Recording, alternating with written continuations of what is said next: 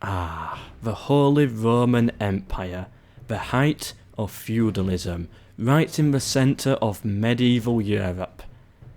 Prepare yourself for a headache. Welcome to Total War Profiled. This is a series that looks into Total War factions and judges their historical accuracy, or in most cases inaccuracy. Overall though, we are not here to mock the games, but rather to find out what inspired the decisions made by the developers. Sometimes it's historical inspiration, sometimes it is not. This video was voted on by Patreons. Okay, so let us start off this video taking a look into the map. Now, historically, the HRE was not one unified nation, but rather a collective of smaller nations in a union. I'm not the best guy to explain it, but that's a basic beginner's guide. There's a video linked down below by Emperor Tiger Star that may help your understanding here and get a grasp of how weird this empire, if it even counts as an empire, actually was. So if you want to check his video out, do so after this one. It'll be linked down below. This is how it looked historically. Each border is a separate country or duchy or whatever you want to call them. This is the HRE borders historically, and this, the HRE borders in-game. Overall, as you can see, it's a very messy empire. Now, I like that they unified the empire into one nation for the game. Due to engine limitations, they had no choice really. But even then, the empire is tiny compared to how it should be. Massive loss of land on all fronts. However, the general layout within the game captures the basic picture of it very nicely, and it even shows their Italy influence as well. But overall, I'm actually kind of happy with this map. This HRE represents their size, but it is not overpowered. On to the family members. Emperor Heinrich the Chivalrous, or historically known as Emperor Henry IV, or Heinrich IV in German. Heinrich's father, Heinrich III, died unexpectedly in 1056, leaving the 6-year-old Heinrich IV next in line. His spot was legitimised by the Pope, Victor II. Given his age, the system entered a regency, and Heinrich's guardian was his mother, Agnes. Not to be mistaken with his later daughter, Agnes, though. A lot would happen before they came of age, but this video is not meant to go into it. It's more about just looking at what's in the game and what's accurate. But the basic story, eventually 1065, Heinrich IV will come of age and become the Emperor. The game starts 15 years later in 1080. When the game starts, Henry is 30 years old historically. In game, he starts off 40. Now, the only interesting thing in game about him is the fact that he has chivalrous in his name, and apparently it seems like a chivalrous sort of guy, from what I read anyway. Generous, skillful, and some just call him chivalrous. So it's interesting to see that the devs managed to find a way to fit that in here. His wife in game is known as Bertha, historically Bertha of Savoy, which had been arranged to keep peace in Italy since 1055. Yep, Heinrich was 5 when that was decided. The actual marriage took place when Heinrich was 17, 1066, so this is all accurate in the game, except for the ages. The ages of the characters are about 5 to 10 years out. Okay, so 2 of Heinrich's 3 children are accurate in game, despite all of them having messed up ages, as I said. His son, the faction heir, is known as Henry, Heinrich V. Now, this character has a weird trait, a trait called healthy, but Heinrich V would die of cancer at the age of 39, which does not spell healthy to me, so I don't know what the devs were going for here. Maybe there's something I don't know, like maybe just, I don't know, he liked eating cabbage or something, I don't know.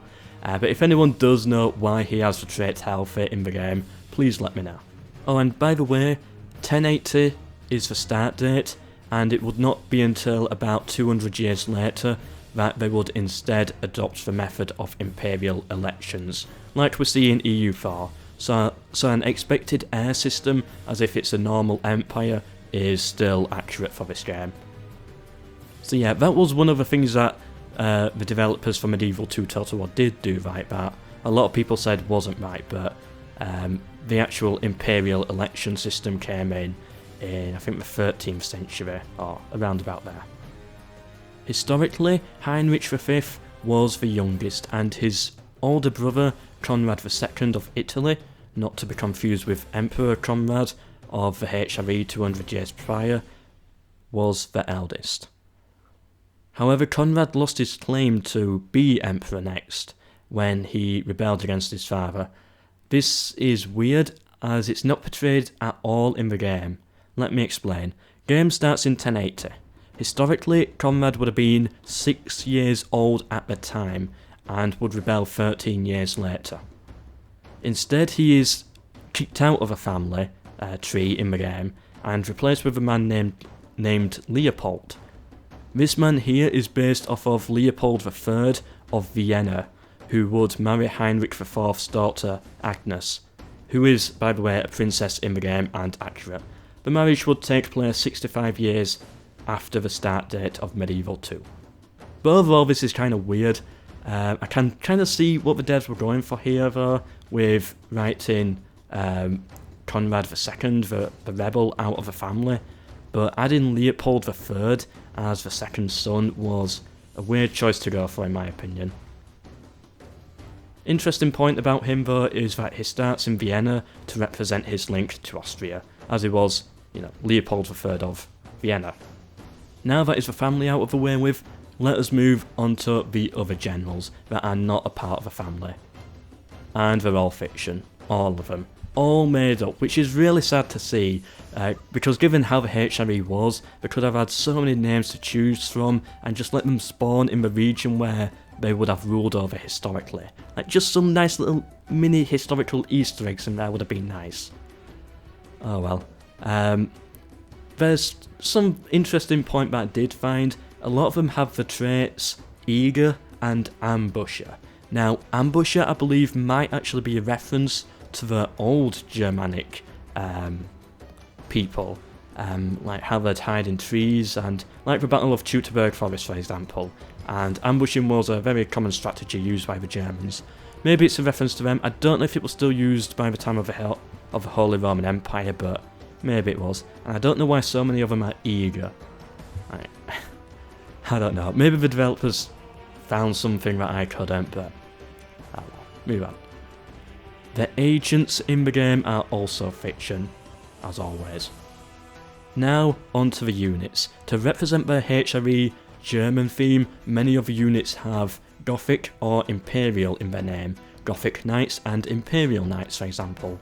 Although they do have even more unique units. Firstly, we have the Forlorn Hope, which sounds like a super depressing name. This unit here, it was a name given to soldiers historically that are meant to be on the front line, in the place where casualties are expected to be at the highest. Basically, those sent in expected to die. This unit is accurate for the Holy Roman Empire, as they would often hire mercenaries for this role. In addition to this, the HRE also has a Zweihander. Now, Zweihander is German for double-hander, and in-game this is a double-handed swordsman unit. The HRE also had access to halberd units, a weapon that originated and was used frequently in the German part of the HRE. Last but not least, they also have access to the Landsknecht, who were mercenary soldiers, mostly from Switzerland. They appear accurately in the game. Overall, quite a good accurate unit roster here. Now, there is one more thing I want to get into, and that is their standing with the Pope. It's always bad in the game. They start off with fewer religious crosses or influence than other factions, even if played by the AI. And the Cardinal is always at the bottom of the list as the least important. Why is this? Well, historically the Pope had excommunicated many members of the Holy Roman Empire during the Regency, and Heinrich IV backed down from sending troops to aid the Papal States at one point as well, from invasion. due to some, inside Crusader Kings 2 style of politics. You can probably imagine. Overall, it gets far too in-depth and political for this video. We're just here to look at the factions and see if it's accurate, but that was just going above and beyond from what I was reading, so I decided to not include really any of that. But overall, there is historical background to it, and by all means feel free to research it and maybe comment below your explanation of it. But for the video, it's just too much. That is all. I will give this faction 3.5 stars out of 5, which actually puts it as quite low compared to the other Medieval 2 factions. I think all the others have been about 4. The faction made many mistakes. Well, the developers made many mistakes with the faction to do with the map, and I would prefer more accurate generals, but to be honest, every choice the developers went for was close enough to the right one, and for gameplay purposes, and overall I can't really hold it too much against them. 3.5 stars out of 5 is not bad, especially for a faction like the Holy Roman Empire, which is a very difficult one to portray in the game. Now there's 2 more things that I could discuss for the HRE, the 2 historical battles that they are shown in, Pavia and Tannenberg, but I think historical battles need to be their own series, and that will start next week. So yeah, next week will be the historical accuracy of particular battles portrayed in Total War. Can you guess which one will be the first episode? Hope you enjoyed. Please feel free to subscribe for more or share with anyone you think may be interested, and good